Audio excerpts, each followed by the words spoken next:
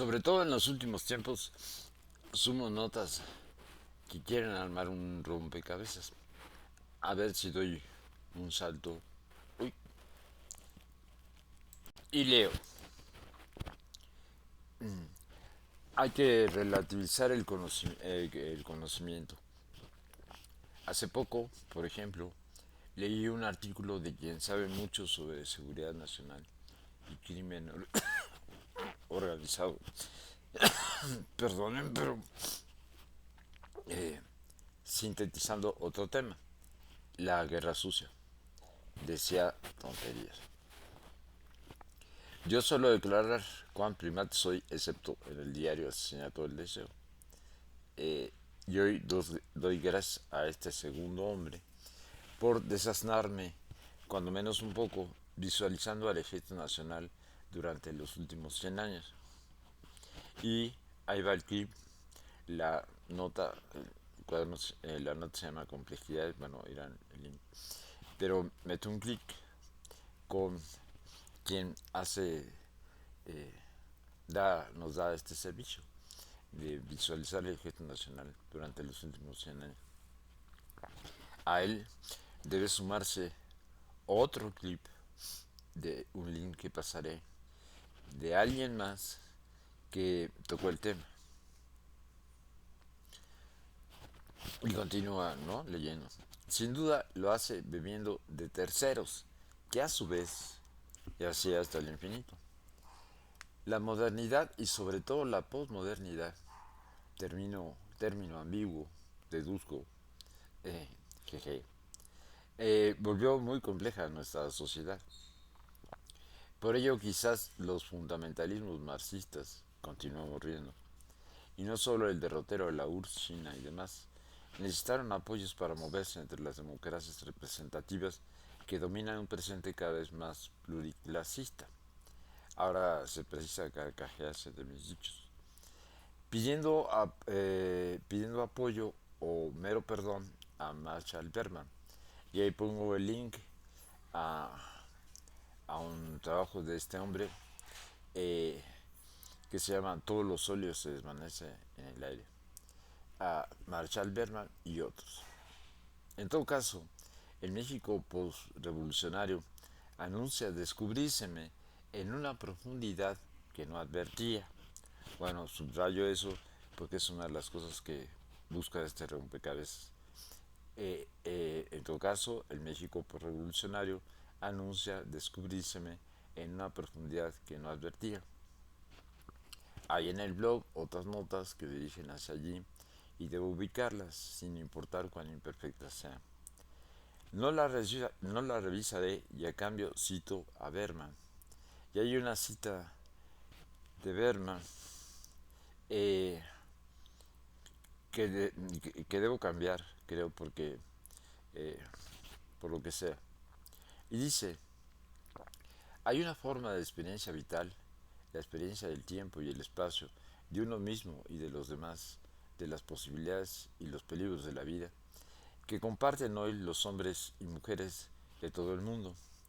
Llamaré a este conjunto de experiencias la modernidad. Ser modernos es encontrarnos en un entorno que nos promete aventuras, poder, alegría, crecimiento, transformación de nosotros y del mundo, y que al mismo tiempo amenaza con destruir todo lo que tenemos, todo lo que sabemos, todo lo que somos. Los entornos y las experiencias modernos atraviesan todas las fronteras, la geografía y la etnia, de la geografía y la etnia, de la clase y la nacionalidad, de la religión y la ideología. Se puede decir que en ese sentido la modernidad eh, unifica a toda la humanidad. Pero es una unidad paradójica, la unidad de la desunión. Nos arroja a todos en una vorágine de perpetua desintegración y renovación, de lucha y contradicción, de ambigüedad y angustia. Ser modernos es formar parte de un universo en el que, como dijo Marx, todo lo sólido se desvanece en el aire. Y ah, eh, hago una aclaración allí. Bueno, eh, volviendo a prevenir. Yo soy un intelectual solo en tanto eh, trabajo con, no trabajo con las manos, no trabajo con las manos, pero no soy un filósofo, un, un escritor, un literato, digamos, ¿no?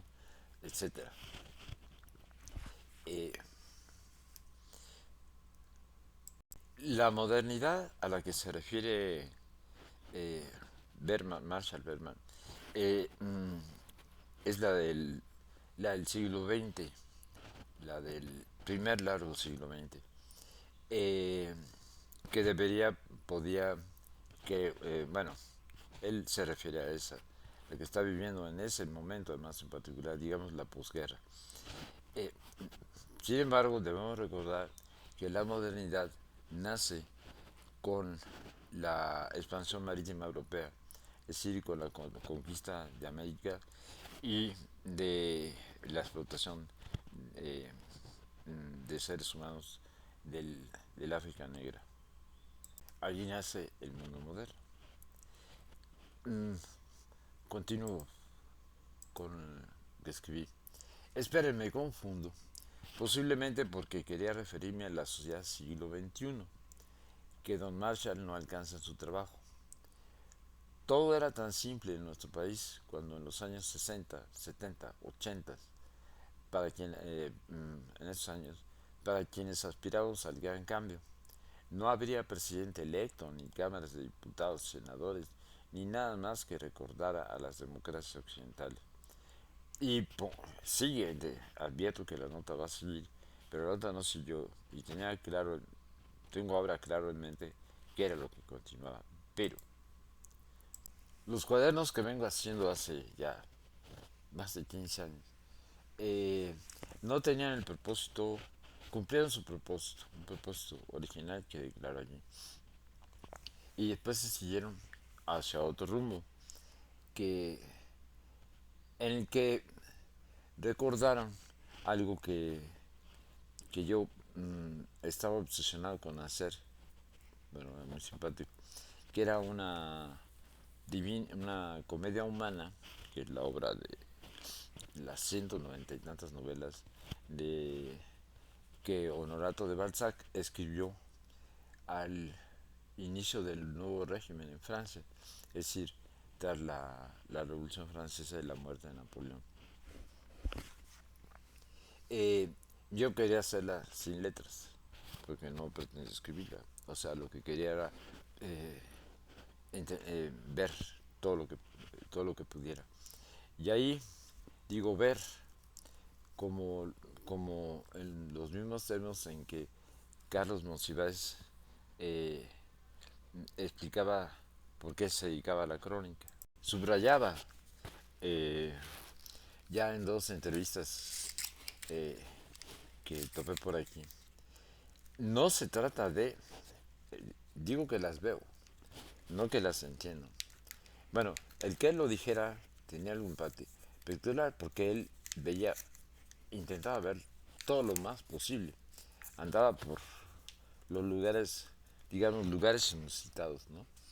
Eh, y bueno, en esos términos hablo de crónica, es decir, es lo que se ve, lo que se cuenta desde la perspectiva de quien lo cuenta y, y no la pretensión de que se entiende, porque eh, era muy complejo, porque es muy complejo hacerlo, eh, sobre todo en los temas en los que toca Monsiváis, a los que se refiere Monsiváis, es muy complejo que solía tocar Monsiváis, era muy complejo, pero lo es en todo.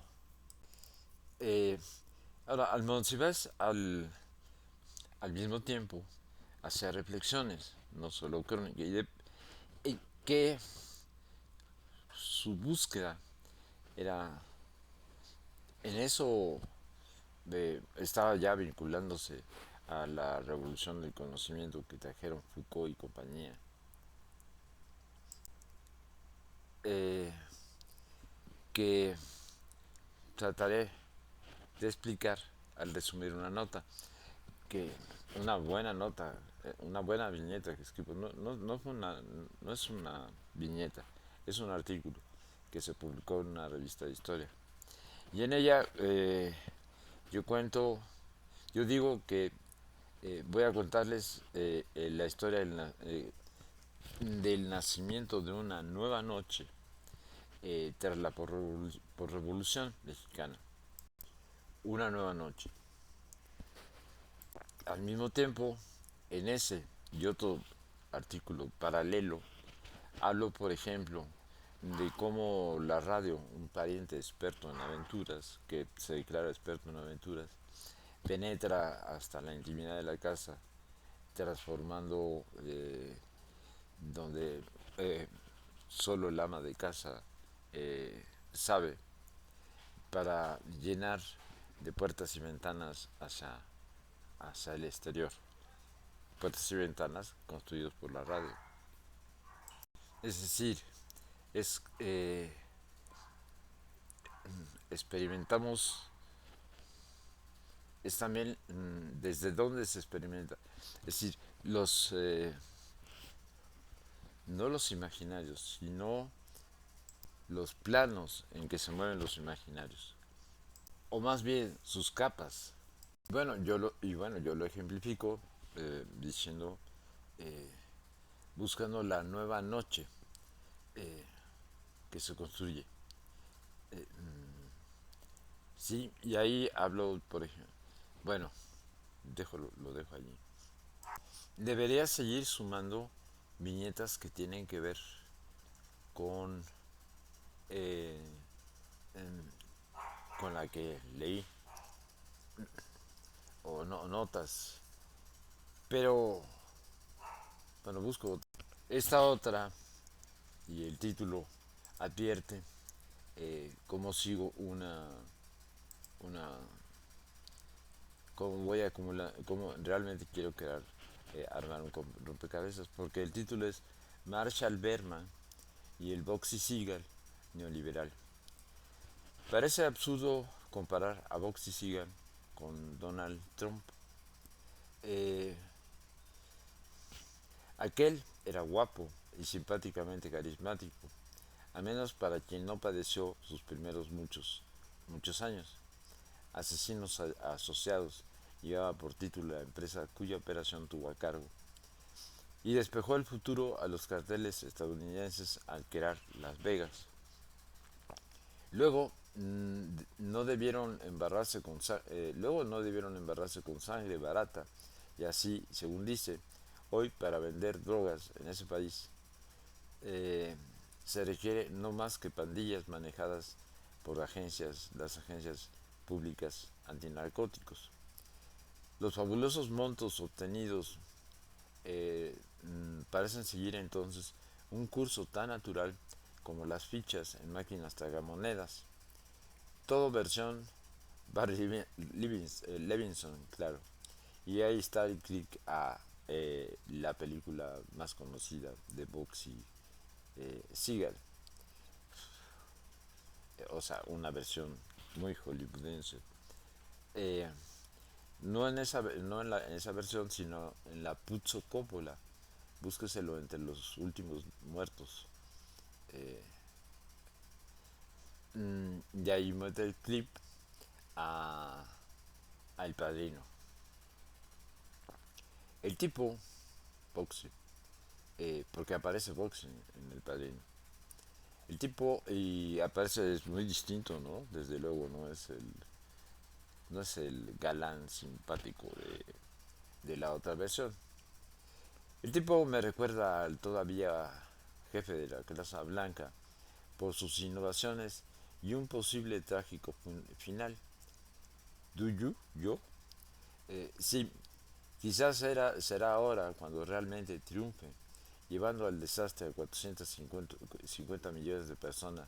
Bueno, eso lo emparentaría también con el galán aquel. Eh, Digo tonterías. Empecé con ellas al ver El Padrino. Por cierto, eh, al hablar de Trump, eh, debo recordar que hay una serie de notas en las que reviso de este año, en las que reviso el juicio a Trump, el juicio que el Congreso está haciendo a Trump. Eh, ¿No te gusta? Qué bárbaro, casi gritó mi cría mayor cuando se lo dije, que no me gustaba El Padrino. Es que no consigo verla como cine y los personajes me resultan edulcorados. Y vaya que si algo aprecio del director es su percepción de la violencia y la miseria humana en otras películas. Eh, y no logra el tono que Kubrick alcanzó aquí, en Ojos Bien Abiertos, y ahí está un clip. U Oliver Stone con esta secuencia, que es una secuencia de Oliver Stone de John F. Kennedy. Fue como perfume de mujer estilo Al Pacino, que prueba cuán mal actúa cuando tiene como referencia a Vittorio Gassman. Y entonces pongo el original de Perfume de Mujer con Vittorio Gassman, que hace un extraordinario trabajo y no como el malísimo de, del actor a quien me acabo de referir, de Al Pacino. Eh, Hasta Los Soprano se acercan mucho más al tono necesario en aquella, y hay un clip a Los Soprano. Ya no digamos Tarantino o Dogma 95. Y ahí meto un clip con la escena final de Bailando en la Noche, una, una película del grupo, de alguien del grupo Dogma, del grupo danés de cine Dogma. O todavía mejor, El color del paraíso. Y ahí meto un clip a una película iraní con ese nombre que es tujante porque los iraníes en el cine de, de fines del siglo XX y tal vez y principios del siglo XXI creo, eh, desarrollan, mientras que Dogma encuentra en la tragedia su fuente, eh, el cine iraní hace algo muy sutil, que es contar historias, y son varios directores, contar historias en las que se muestran las múltiples conductas humanas, ¿no? A través de algo normalmente muy simple, como en el globo blanco. En este caso, el color del paraíso no es así y se acerca a Dogma en un sentido porque la escena la secuencia que pongo aquí, que no es en cine, es más bien una secuencia, es la secuencia, es el momento en que el padre de un, que es un campesino iraní, tiene un hijo ciego y tiene una relación muy problemática con él, termina llevándolo a encontrándole destino, pero siempre con problemas porque odia que le haya nacido un hijo ciego y lo lleva, pero lo encuentra, ¿no? Un destino. Y en un momento, por ciertas razones, va a buscar al niño y para llevarlo de vuelta a casa. No definitivamente creo, sí, definitivamente porque, bueno, por lo que sea. Y van cruzando un río sobre un puente, eh, ¿cómo se llaman esos puentes que son semi improvisados, o sea, de madera? Y el río corre caudaloso y en un descuido el niño va a dar al río. El padre voltea y tiene un segundo de duda, un segundo de duda. Y en un segundo de duda el niño se muere. Y esta secuencia recoge hasta que el padre recoge el cuerpo y, y bueno, queda devastado, ¿no? Bueno, pero yo venía aquí a hablar del trompetas, Trump, y el ensayo que más me gusta. lo de Marshall Bergman, todos los sólidos se desvanecen en el aire. Va aquí el vínculo al PDF, lo pongo ya por varios lados, ¿no? Eh, bueno, y otra vez, ¿no? No voy a leer. Berman publicó su trabajo en 1988, cuando no declaraban todavía el fin de la historia, y así de las modernidades, que sintomáticamente multiplicaría sin término los fenómenos observados por nuestro autor desde Fausto, desde Goethe. Por cierto, hay otras notas que, al referirse particularmente a Thomas Mann como un gran representante, como quizás el mejor representante de la novela del primer siglo XX alemán, eh, enlaza, ¿no? Con Fausto. Y así está siguiendo una tradición eh, que viene, que ha evolucionado desde los orígenes de la posmodernidad. Y lo que consigue es mostrar la modernidad. Lo que hizo fue, aparte de sobre todo servir al colonialismo, eh, con su avance fue volviendo cada vez más complejas las sociedades. Y aquí volvemos al principio, o sea, sociedades cada vez más complejas. Eh,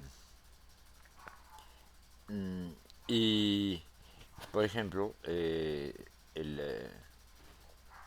la novela de Thomas Mann, las dos grandes novelas de Thomas Mann, son grandes, como otras muchas novelas, ¿no?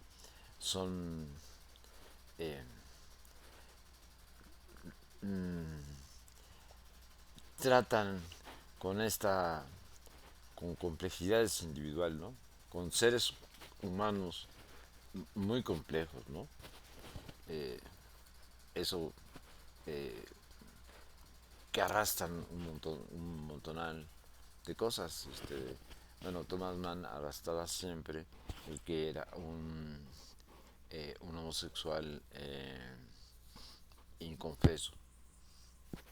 Eh, si volvemos al origen de las complejidades, es que la primera nota, es que el México de hoy, o no sé si lo leí o es otra nota, el México de hoy es muy, eh, es extraordinariamente complejo. Y esperamos que no fuera así. Quienes confiamos en los grandes cambios que habían prometido la Unión Soviética, China, etcétera, hasta Cuba y la Revolución Nicaragüense. Es decir, construir algo distinto a las democracias occidentales. Pero las democracias occidentales se impusieron y hasta hasta este 2022 en que empieza su final. Según digo, en otras notas sobre la guerra de Ucrania. Y eh, el anuncio del fin de la de la hegemonía de Occidente y eh, de qué más era el fin, bueno, del, del neoliberalismo conocido, porque no sabemos si lo que si lo que hay en China, por ejemplo, es un es un neoliberalismo nuevo, porque si alguien está al frente de montones de cosas que identificaron a, la, a, la, a ese modelo eh, aparentemente final del capitalismo, es la revolución tecnológica, en una explotación de los recursos naturales brutal. No por nada viene el COVID-19, sí, bueno, la cepa. Eh, Viene de allí, ¿no? Viene de China. Pero, bueno, y digo de paso, porque viene el posible final, bueno, el seguro final de Occidente, es decir, de lo que inició en 1492. Eh, mm, por lo menos hasta donde lo conocemos. Porque, eh, ¿por qué en China? Porque China es la gran civilización finalmente. Es decir, es, tiene un hilo de continuidad desde su origen. Estamos hablando de miles de años, eh, 3.000 años, 4.000 años. eh, y fue hasta 1400, no, incluso después de 1400, bueno, pero hasta, por lo más hasta 1492 fue con mucho, la sociedad más espléndida, ¿no? Del mundo. Y después, también la hicieron morder el polvo, la hizo morder el polvo la expansión marítima europea, o sea, la modernidad. Y bueno, debía rematar la nota que dejé en suspenso sobre la complejidad eh, más próxima a mí, o sea, la complejidad que por ejemplo puedo observar en México, eh, que ya por porque nos encontramos hoy, en lugar eh, mm, de tener en México un proyecto de gran transformación como el que suponíamos, como el que supuso Cuba y compañía, bueno, tenemos, no tenemos ni siquiera lo que llamaron socialismo siglo XXI, desde luego, ni siquiera, no, no, desde luego, ¿no? Lo que se intentó en Venezuela, en Bolivia, particularmente, y, en fin, tal vez en Argentina, de una manera imperfecta en Brasil, de Lula, era una vuelta a descomplejizar todo eso, a hacer. Pero eh, se vuelve más complejo. Y entonces ahora yo iba a rematar esa nota que suspendí viendo eh, qué tan desastroso son estas nuevas complejidades dirigidas por eh, bueno, dirigidas no, sino donde los influencers tienen un peso enorme, ¿no? Y los influencers son la voz del modelo. Bueno, los influencers, la mayoría de los influencers típicos, ¿no? Son, son el modelo. Son los reproductores perfectos del modelo, los divulgadores perfectos del modelo. Haga usted pendejadas. Y esto me recuerda a que una reciente discusión, digamos, ¿no? Una plática con alguien que, porque habían nacido en una zona del país donde eh, eh, hay una tradición empresarial muy fuerte. Eh, de pronto, para todo argumentaban números. Bueno, pero es que las cosas que yo hago tienen muchos números. Y entonces decía, sí, indirectamente contesté ayer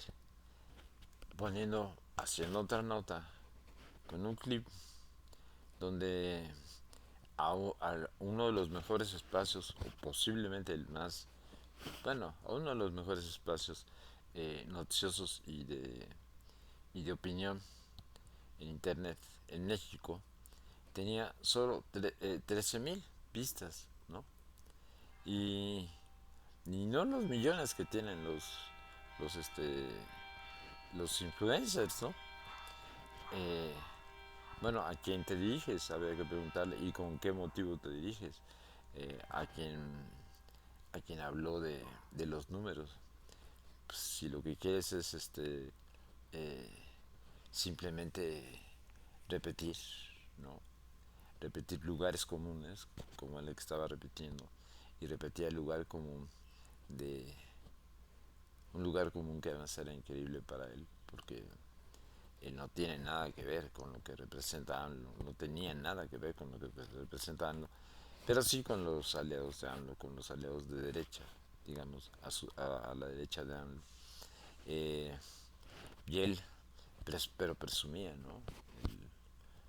El gobierno de AMLO y entonces cree que el modelo de AMLO tiene algo que ver con el de Evo y gasolineras y sus continuadores hoy que avanzan sobre eso, eh, o que podría tener algo, en fin, eh, y no, y de hecho es muy peligroso el modelo de AMLO, aunque ahora diré algo eh, su, a favor, bueno, a favor es un decir, no, del modelo de AMLO. Eh,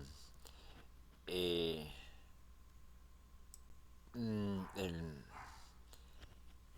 eh, de quien he estado desde los 20 años más cerca es del movimiento obrero mexicano. Y el movimiento obrero mexicano estuve, ¿no? Porque es que muy pronto, con el neoliberalismo, la industria eh, pasó a segundo plano y lo que se impusieron fueron las finanzas, el sector terciario, o sea, los servicios y con los servicios, entonces las finanzas, bueno, y los servicios en general. Y hoy, entonces la clase obrera ya no fue al paraíso a partir de ese momento. En México, el con mucho mejor contrato colectivo que haya habido nunca es de Teléfonos de México, esta empresa de Slim.